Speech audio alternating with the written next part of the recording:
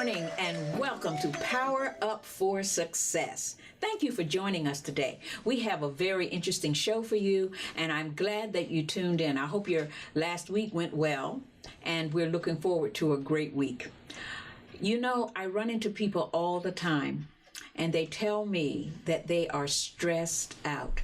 I don't know about you, but are you dealing with stress in your life? Because if you are, we have an answer for you. You know why? Because this is the show where we learn it, live it, and pass it on.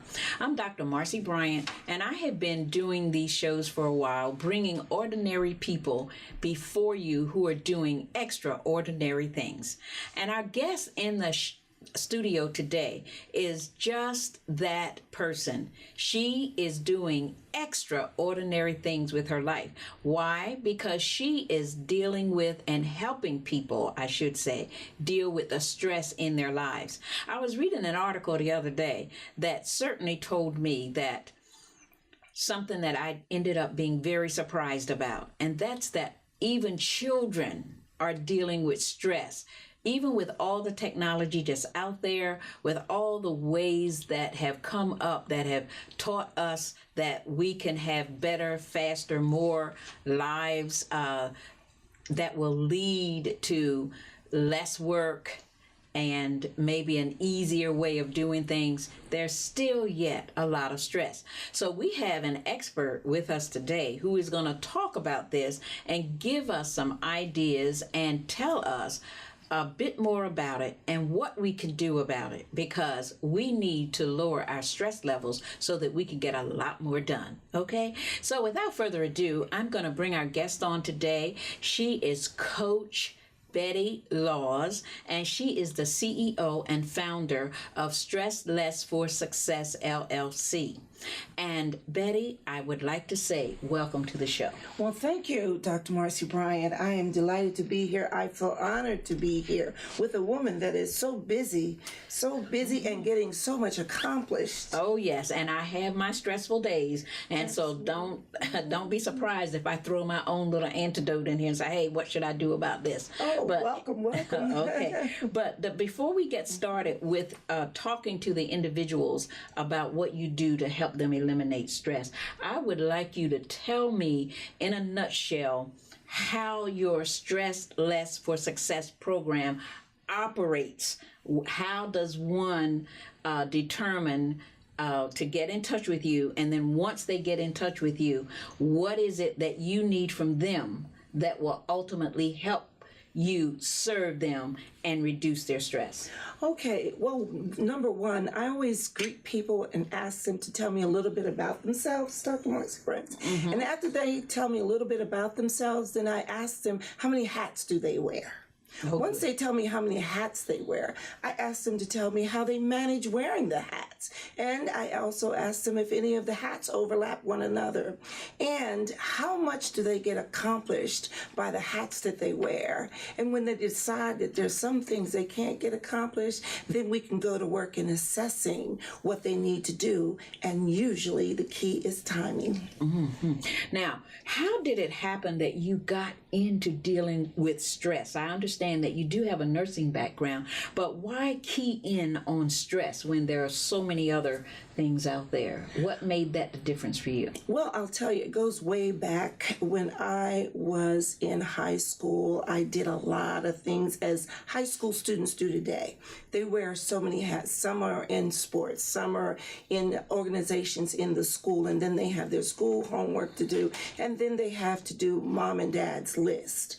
And a lot of our students, as I was in the band, I was in the nursing club, I was on the softball team, I was in the orchestra band, I also managed the student store at the high school. To manage my time, I had to decide what was important first. My priorities. Mm-hmm. Number one, it was to do what mom and dad said do, follow their rules and regulations, and then after that, do what the teacher said do, and then after that, the leaders in the organizations that I belonged to in school. Mm-hmm. Well, when I grew up, I realized that God had a calling on my life, and He wanted me to be a pastor, and I kept saying, no, I have too many things to do. No, I have too many things to do. Well, then I had to learn how to manage that. So then I started learning how, and then developing developing strategies to help myself first be transparent with my time management. Okay. Now, I love that part where you said you helped yourself first. Absolutely. Okay. Because I believe that too many people have gotten that little bit backwards. They're trying to help others before they help themselves. Absolutely. But I have found that the best way to be in a position to help someone is when you have gone through it yourself. Absolutely. So when you develop your programs, or you develop the avenues in which you were going to help people who were stressed. Oh, wait a minute. Let me ask this question before that. How can a person determine that stress is their problem? In other words, how do they separate it from something else that might be going on? Well, one simple thing, we get physicals every year. And as we get our physicals, the doctors give us their assessment results. And when they start assessing that our blood pressure is high, or that we are in obesity stages, or that we have a disease, then we can sit down and decide something is added that we didn't have prior to that good health record. I see. And then when the good health report doesn't come, then we ourselves can sit and decide that we need to develop a program where these diseases are not controlling us, but that we are controlling them. And so that is the one thing that I realized, that I've had hypertension for over 25 years, but I've never gone to a dual medication or anything of that nature, because I had to learn how to manage my time. So in identifying it, putting it on the table first, realizing this doesn't define our future. It is only letting us know that there's an issue that we need to handle. Okay, so time management becomes key in reducing one's stress level. Absolutely, absolutely. Okay, so I heard you say something earlier about establishing priorities. Yes. So in other words, even though someone like myself, who has a lot of things on her plate, everything is not equally important. Some things are more important than others. So one of the very first things that you would help a person like myself would be, okay, what's most important to you? Absolutely. And then when we start determining what's most important, and I heard you say something about boxes and all these hats that we're wearing. So when we see that, okay, this is most important, this is, down the line, this is least important, what's the next step once we identify that something is more important than another? Well, we identify what's more important by the things that we need. First, we need food, we need shelter, we need clothes, and then we need a means to earn money, finances. To pay for our bills of the food, the clothing, and the housing. So once we do that, determine that, and let me just stop here and say, it's so important to write a resume for ourselves, that we're just not giving it when we look for a job. It's important for us to go back to that resume and look on that resume and see how many things have we done, how many things do we do. There's a category there for us to talk about education. There's a category there to talk about job experiences. There's also a category that names skills. So when we list our skills, we can see from that, deduct from that, what have we done, what's important, and start there. That's the basic tool that I can give someone to use. Another thing is, when we accomplish anything, or try to accomplish anything, or dream to accomplish something, we can use one simple tool, blank pages. Put our story in a book. Go back and check on that to see what we have accomplished and what we haven't accomplished. Then we sit down and we assess why we haven't gotten to where we need to get to. It's probably because we're overlapping too many things and trying to take 24 hours and make it a 48-hour day, which is totally impossible. So therefore, it renders us to submit Number one, to this one thing that I always say. First, in my Christian coaching, I suggest to people, ask God what's most important for us to do. Hear from God. Is this really the most important thing that I should be doing right now? And if the outcome, or if we keep stumbling through it and God is saying, no, don't do it, and we keep doing it, we defeat ourselves. Yes, and increase our stress levels. Right, and we don't get the outcome that God wants for us, which is what? Life, and life more abundantly. Oh my God, yes. And so writing it down, that's like writing the vision, make it plain. Yes. So having a daily journal, write down what we need to accomplish or should accomplish, write down what skills we have in order to accomplish that thing. And if we don't have the skills, then maybe we know somebody who does, and we need to get other people on our team. Absolutely. Okay, now before we start talking specifically about the items that you have brought here that are very necessary for helping individuals lower their stress, I would like you to take us back. You had to have a beginning. I need to know, and the audience out there probably does too, you didn't start here. How did you get here? What obstacle, major obstacle, did you have to overcome in order to be in the position that you are now, having the ability to help others who are under so much stress in their lives? How did you get here? The major obstacle was when they told me I had high blood pressure. I was working in a clinic in Philadelphia. I was a clinic nurse supervisor. I was attending to the needs of so many patients that would come through the door with various reasons for the visit. And then after doing that, one day I sat down, and a doctor that was there, I asked her to please take my blood pressure. I was feeling funny. She told me point blank, you have high blood pressure. I said, well, okay, if I just rest, you think it'll come down, you can come back and check it again. They normally do. We as nurses will tell a person, if you have high blood pressure, allow us to check it in so many minutes. And then just to verify that it is not faulty, we come back. And she did that, just as I said, and we were friends in the clinic. And she came back and she said, yes, you do. You have high blood pressure. That was my obstacle that made me realize I need to get my time management together. Because I don't want this thing to take me out of here. And blood pressure, high blood pressure can. Okay, I'm going to go in a little bit more detail about that, but right now we're just going to take a break for a few minutes, and then we're going to come back. Thank you.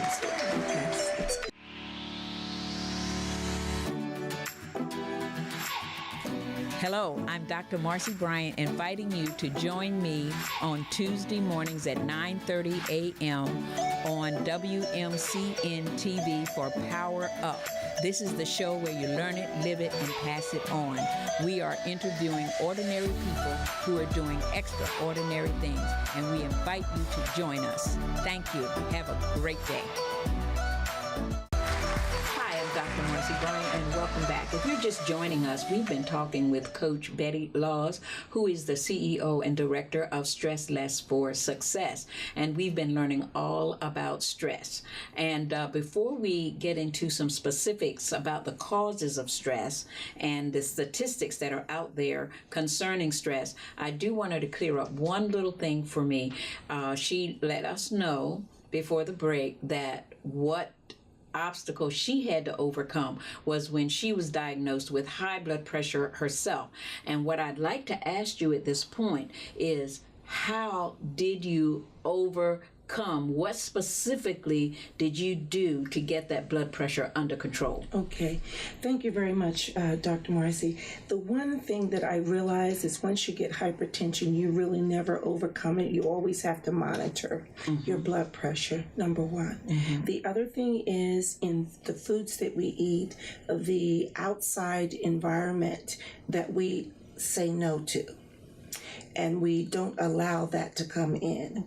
One thing that I do teach is that if you say no 10 times in one day, you have given yourself 100 pretension of saying, I love me.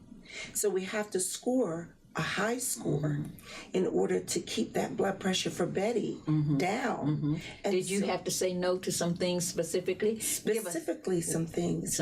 Give us one example. For instance, I'm always helping others. Okay. I tend to go overboard with that. Okay. And I had to learn how to categorize things and to redirect people to go to others, professionals, and people who are working in a particular area that others may need help in by learning how to delegate, which is one of the key things that oftentimes we, and I must say we as women, we think that we are the solve-all. Oh my God, have I been we are there? not. And we are not. That is one of the ways that I've kept my blood pressure to a point where they haven't told me you have to take another medication along with it. Sometimes they've lowered my blood pressure medication down. That's very good. I've never had it increased, as a matter of fact. So I know that the foods that I eat, the health stores, when I go to them, I go to people that can help me. I'm not ashamed. One of the most important elements in dealing with stress is transparency. Now, what do you mean transparency? Transparency, when we face the facts, when the doctors tell us that we need to take medication, when the doctors disclose a diagnosis to us, when we are faced with issues with family, with job, with relationships, with health, or any of those issues, media overload, sleep deprivation, we need to do one thing: face the truth and be transparent. That's what you mean. Okay, when you say be transparent. Okay, now we're going to move on because you've brought some things here that you want to share with our TV audience today. And as you're sharing, please let us know some of the causes of people getting, too stressed out, and what are the stress statistics that are going around, so you can put that all in perspective for us as you're telling us about all these items here that we can start to use, and these things, of course, can continue to be at our disposal. Okay. Number one, I'd like to say, because we live in Delaware, you live in Pennsylvania, I brought some statistics that would help us to realize the most stressful states in the country. Number one, Delaware is number 22 with being, and that is out of our 51 states. Wow. Pennsylvania is on it, and it's number 27. Here are the factors that they're using in this particular poll, which is from the 2018's most and least stressed states. And this comes from wallhub.com. They're saying that related work stress is number one. Related relationships are number two. Money is number three. Job pressures. From another poll in 2014, they're saying from the American Institute of Stress that job pressure is number one. Coworker tension, bosses, work overload, loss of job, reduced retirement, medical expenses. In money, it's medical expense. The third one is health. Relationships is fourth. Poor nutrition is fifth. Media overload is number six. Telephone, television, those kinds of things can be an overload for us and cause us to have stress. The internet, we don't know how to get off of Facebook and give ourselves a break. We don't know how to delete some of those emails that we really don't need anyway. We don't know how to deal with social networking, sleep deprivation, inability to release adrenaline and other stress hormones. We don't do that. One of the things that I suggest to my friends, my relations with others. I've dealt with many professional people, and they've come to me, and I know they're stressing out. I say, breathe. Breathe. Just breathe. Just breathe. And when you do, I just had a coworker when I was teaching in the Philadelphia School District. He is the head chef there at a charter school. I saw him on Facebook last night. He says, I need help. I said, listen, breathe. If you inhale and exhale 10 times, and in between, you count to 10. Hold it for 10. Here's my secret. If you are holding your breath for the count of 10, you're not thinking of anything else. Just holding your breath. Just holding your breath. I heard you taking deep breaths. And then exhaling the same way. The other thing is prayer. It calms one. I'm not talking about any specific religion.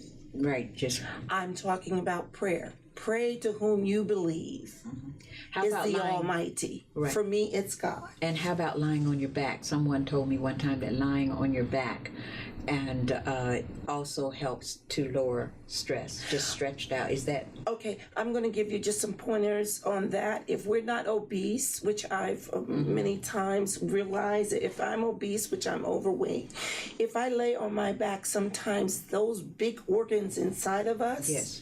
are sometimes pressing up against our ability to inhale and exhale properly. So sometimes we start to and that's not good. For some on the side. If it works for you, then do it. Right, that's why I was asking. See an expert, and I always say to everybody, I'm not the expert. Go to your doctor with these pointers that I give you. See if it works for you. If it does work for you, then continue to use it. okay? So some people would have to lay on their side as Yes. opposed to on their back. Yes. It all depends on their particular condition. Right, and their ability to take that deep breath. Oftentimes we as adults, we forget how to breathe. How about laughter? I heard that laughter was also a big stress relief. Laughter is one very good way to relieve stress. Oftentimes we may not be in the mood to do that, but I will say that when we are smiling, it exercises the muscles in our face.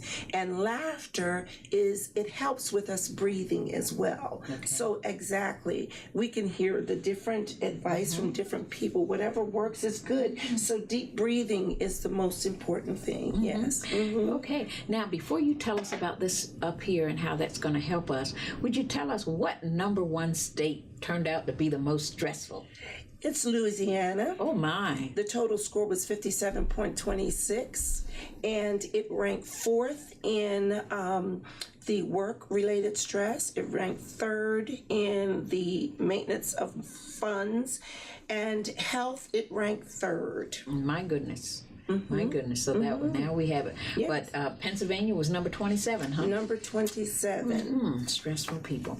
All right. Now, we want to know about all this stuff here. Tell us about how we can utilize this in eliminating and lowering our stress. Okay, one of the things that I always say is that we have to be transparent. One thing that we know is that we live and one day we're going to die.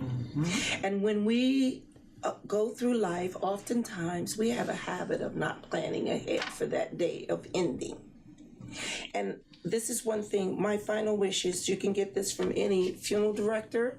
You can also get it sometimes from the Social Security office. There are many places you can get it. You can even print it out online. My final wish is why? Because we don't want to pass our stress on to the next generation. And so I advise people to do your final wishes, memorial guide for my loved ones. If we say we love them, then do something like this. Plan ahead. Planning is part of the way that we can de-stress for ourselves as well. The other thing is, and as we said earlier, we talked about the way that some things affect us. We said media overload was number 6. Turn off the telephone sometimes, yes. Sometimes we do need to turn that cell phone off just for a bit. Yes, the other thing is when we are stressing, we can go to a health food store and they can recommend some things. I always say, go to your doctor first and ask your doctor, do you sanction these things that have been recommended for me? I have bought all these things. They are being useful for me. Lavender is one of them. I love the smell. You can rub it here and there. It sort of brings the stress level I've used down. that, lavender. Yes. Peppermint is one of the other things that we can use. We can put a little bit of this in our water and we can put it in our water bottle and use it all day long. It's a good way. It's gluten-free and it also helps us with our breathing to open up our airway with the peppermint. Here, this is tea tree. It's a aromatherapy, and this tea tree cleanses and it's uplifting, and I use that often. How do you use the tea tree? Does it go in water? Do you just rub it on your skin? Tea tree is something that we can rub on our bodies. I see. Like Okay. if we're having pain, it can relieve some of that. Now, let me just say, peppermint is also, and so is lavender. The other thing here is ginger. We can drop this in our tea. Ginger is a detoxifier, as well as the rest of them, and also black seed oil. Black seed oil is a very, very strong detoxifier. Oh, yeah. It is a help, and it helps your immune system, and it is an anti-inflammatory. One good thing, because when we're stressing, that means there's something lacking. We may not have had enough water. Water becomes an essential. It is an essential part of our body, but that's the least thing that we think about sometimes when we stress and we get inflamed in different areas of our body. I see. And could you give me some ideas of how we might get do something with that taste of the black seed oil, because I use that and it does have an aftertaste, and I know you have a suggestion about what we can do in order to lower that. For me, I like lemon. I can put it in with lemon. Sometimes you can put this in with a sweeter berry, or mash up some bananas, or anything that we can drop into our liquid. We can take it with that. Smash a piece of banana. I love and bananas. then when we smash that piece of banana, put that in that spoonful of black seed oil, and it changes the taste. Oh, very good. Another thing that I say, that when we're riding along, don't eat that fattening food. We've already been diagnosed as being obese, such as me. And so what I do, instead of getting the chips or stopping to get French fries, I mix my own trail mix, and I use this, and we are good to go with that, okay? Okay. Don't forget to journal so that we can go back to that and refer to that. Okay, don't forget to journal. This has certainly been interesting and eye-opening, and I certainly hope that you've got some good takeaways with regard to your stress. And I see in here making your own trail mix. I see walnuts in here. I see almonds and what is that? Cranberries and pistachios. So you see, you can make your own nuts and what have you. But I want to thank you for coming and sharing all of this with us. And so all you have to do, viewer, is to take away from this what will work for you and start incorporating it into your life. Now, you're going to see Coach Betty, her information right there in front of you. Contact her if you need to. She is the CEO of Stress Less for Success. She wants you to have success, and she wants you to lower your stress level. I know that I've had to do it in my life, and I'm certain that some of you out there watching today have to do the same thing. So what I want to say to you is to encourage you that God created you for marvelous things, to do a marvelous work. And so it is your time to move forward and to do greater things. But if you have too much on your plate, it is time to establish your priorities. You heard it here. And then after you establish your priorities, then you want to make a decision about the things that you're going to stop doing in order to lower your stress. So hopefully we will see you next week. Have a great one. And remember, I am trusting you to trust God for your future. God bless.